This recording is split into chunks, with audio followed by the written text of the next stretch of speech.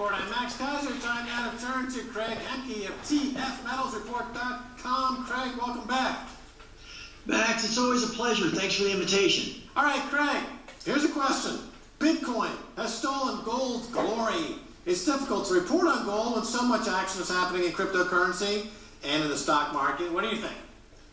Yeah, it's pretty interesting to watch it go, and it's nice to see something move without banker interference, that's for sure. It seems like the global bankers, the central bankers, are in every single market these days with their high-frequency trading computers, but they don't seem to be in Bitcoin. At least they're not hampering Bitcoin. So right. It's nice to see something move. I think they might get into Bitcoin, but by then the price could be $10,000, $20,000, $30,000 a coin before they figure it out. It's got this fantastic sweet spot right now where they're still trying to figure out what it is, because it is a brand new asset class. But why is there so much contention between gold bugs and Bitcoin? You know, famous names who've been in the gold space seem to really have an antagonistic view toward Bitcoin, with the exception maybe of Mike Maloney at Gold Silver. He embraces gold, silver, and Bitcoin, but other folks in the space are really, anti-Bitcoin. Why is that?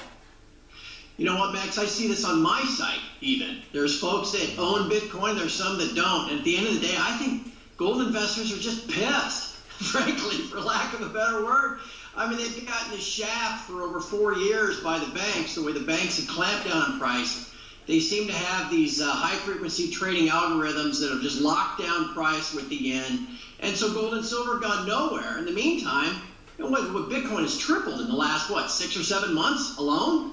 Not even counting what it's done for the last couple of years. And I think, frankly, anybody that doesn't own any is just mad, right? Because people have missed out. I'm lucky I've got a whopping 4 Bitcoins, Max. And I only bought them last summer when I heard about the halving and figured, well, that's probably a pretty good deal. They're going to cut the future supply in half while demand is growing. That ought to work, and it has. But I think mainly it's just frustration amongst the gold community in missing out. And then that's just human nature. I don't ascribe it to anything more than that. Right, well, but these are businessmen. So, I mean, at the very least, they should be talking to this now soon to be $100 billion community moving to $1 trillion community and saying, you should back up some of your gains in gold and silver, because Bitcoin does have that one, I guess you could call it, potential problem, in that it's purely electronic, and if you have the internet goes down, you're going to have some issues, although you do have plenty offline. It doesn't kill it, but it would be good to back up profits and gains in gold and silver. That's a huge market. So just as the businessman perspective, why aren't these guys even talking to this community? It's a huge growing community. They both like limited or finite supply, stores of value that you can do business with, a means of exchange. Why don't they even talk to each other? It makes no sense to me. I think you're just saying that they're they're just frustrated, I guess. Unfortunately, they display a lack of maturity, I guess as I describe it. Now, Craig, you just mentioned a moment ago the yen and how it fits into gold and silver. You just glanced on it, but I think there's a big point to be made there. Can you explain what you're talking about there? Yeah, Max, I noticed a couple of years ago, and I frankly kind of stumbled upon it back in 2014, that if you take what is traditionally quoted as the dollar-yen, the connection between the yen and the dollar, and it's quoted as USD JPY, and that's what you see on Bloomberg and CNBC. If you take that chart and invert it into a yen dollar instead, and then plot it with gold, holy cow, Max, I mean, they move 1 for 1, especially if you go back to about 2011 or 2012. I first noticed this, like I said, in 2014, and it continues to this day. The key to it is high-frequency trading. I mean, because these changes, this correlation happens really on intraday, even nanosecond level. I started looking into this further a couple of weeks ago. A couple of guys I think you know, Ned Naylor-Leyland and Paul Milcrest, a couple guys in London that are friends of mine. And we started kind of sniffing around and wondering if perhaps these high-frequency trading programs were written by the banks themselves in order to manage their risk. Because Max, you know this, it's these banks, JP Morgan, HSBC, that are taking the short side in these paper markets against the longs, the speculators. And these banks are taking great risk in doing that. And so I think what they've done is they've written these high-frequency trading programs that have linked gold to the yen. So that if gold is now trading exactly as the yen, they can now hedge their short gold positions by hedging the yen instead, a much deeper pool. At least that's my latest theory. I'm not sure exactly why it's there, but what's really not even something we discussed or argued at this point is the fact that it is there. And that gold is controlled, it's managed, it's manipulated, and the key driver at this point are changes to the dollar yen, as strange as that may sound. Well, let's explore that a little bit, because I see some points that can be fleshed out here. We know that the global Ponzi scheme, that is the global sovereign bond market that is supported by the global central banks as a way to keep zombie banks from having to declare bankruptcy by taking their debt and putting it on central bank's balance sheet, survives and works only if interest rates are low or trending lower.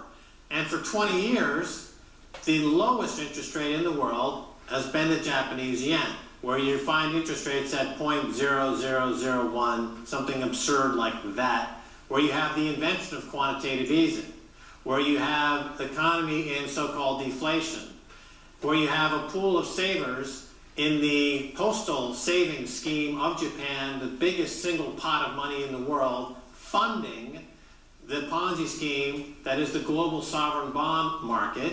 And so when the yen, therefore, which is the resource currency, the funding currency, as it's called amongst the banking community, the yen is the funding currency for the global sovereign bond Ponzi scheme. When that yen starts to tick higher, it would flash or telegraph a potential change in interest rates higher, which would take down the biggest banks in the world. So first of all, is it safe to say that keeping the yen cheap and trending lower is job number one, correct? Yes, seems that way. Okay, so then we turn to gold. Gold is the canary in the coal mine. Gold, if there is going to be any inflation or a rise in interest rates, would start to reflect, because markets tend to be a discounting mechanism. They project or telegraph what's coming in the near future, and traders or speculators or investors try to anticipate these moves. That's how people make successful investments, by being ahead of events. And so markets, because they're liquid, will discount these future events. So if gold starts to tick higher, that would put the kibosh on this yen carry trade. So it behooves the same folks that are manipulating the yen lower to manipulate gold prices, correct? Yeah, exactly. So therefore, I mean, that's the correlation then. I mean, that's it. I mean, Yeah. it would make sense if Yeah, these two are that correlated. makes- And you're saying they're correlated perfectly, and therefore, I mean, that's I think we found out what's going on here. Exactly, man. And that's what we're trying to get at now. Now that we understand that correlation is there on it, really, like I said, an intra-second basis, you can watch these two trade one for one. What we're now trying to figure out is who did it and why. And I think you've touched upon it. That's a possible reason. And what I had mentioned earlier about maybe the banks putting these high-frequency trading programs into place to help them manage their own risk, for one way or the other. What we know for certain is that this linkage is there. And it turns me, as a gold price analyst, into a foreign currency analyst instead, because the key to understanding where gold prices might be going is to understanding where the yen-dollar relationship is going. And it's this weird, perverted situation we find ourselves in 2017 that is nothing like what it used to be, but yet there are so many analysts and so many people in this market that act as if it is 20 years ago, that if fundamentals matter, supply, demand matters, all this kind of stuff. No, on a daily basis, all that matters is the movement of the yen. It's really no more complicated than that, unfortunately. Right. And now you mentioned something else there, high-frequency trading, or HFT. And let's talk about that a little bit, how it fits in. So normally in a price discovery environment of markets, there are buyers and sellers. And if there are more buyers than sellers, you see prices tick up. If there are more sellers than buyers, prices tick down. And the markets used to reflect the pool of buyers and sellers. But we are now in a period of post price discovery, where prices are first decided in advance what is optimal, and then banks on Wall Street, in the City of London, and around the world, fill in the trades to get to that price. So the prices are predetermined. Prices are manipulated in this way. So if they have a price target for gold, or they have a price target for the yen, they figure out what prices work for them to keep the Ponzi scheme going, and then they set the program on the computer to fill in as many trades as it takes to get to that price, and they use what are called wash trades. So wash trades are simultaneously buys and sells to spoof the market into moving in the direction that you want without actually taking capital risk, correct? No, Max, you've described it perfectly. And that not only holds to the gold market, that now holds to nearly every market around the world. A couple days ago there was that, I forget his name, but he was on Fast Money, that CNBC program with all the, traders. And he was talking about how the plunge protection team is in the market every day, as he called it.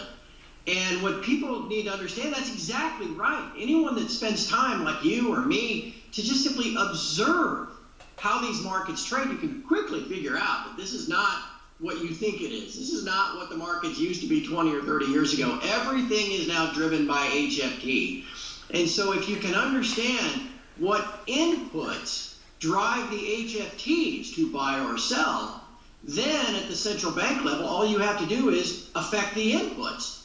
For example, in the S&P, futures, in the stock market, the two key inputs that seem to drive these HFT decisions are the dollar yen, as we just discussed, but also the VIX. So if you're a central bank actor and you want to try to promote this and wealth effect of and everything's great because the stock market's going up, all you have to do is short the VIX and buy the dollar yen. You get it's a wonderful little paired little spread trade, and you get this big bang for your buck of rising stock prices. It really is as simple as that. And that's the world that we live in 2017, Max. It is. All right, well, listen, can you hang out for another segment? We're going to dig deeper into this. I think we're touching on some important points, if that's okay with you, Craig. Sure, Max. Thank you. All right, that's going to do it for this edition of the Kaiser Report. Thanks so much to Craig Empey of tfmetallsreport.com. We're going to be talking to him again in the next episode about gold, silver, Bitcoin, market shenanigans, high-frequency trading, program trading, algorithmic trading, everything that your mom told you to stay away from when you were a baby. Don't let your children grow up to be traders. If you want to catch us on Twitter, it's Kaiser Report. Until next time. Bye, y'all.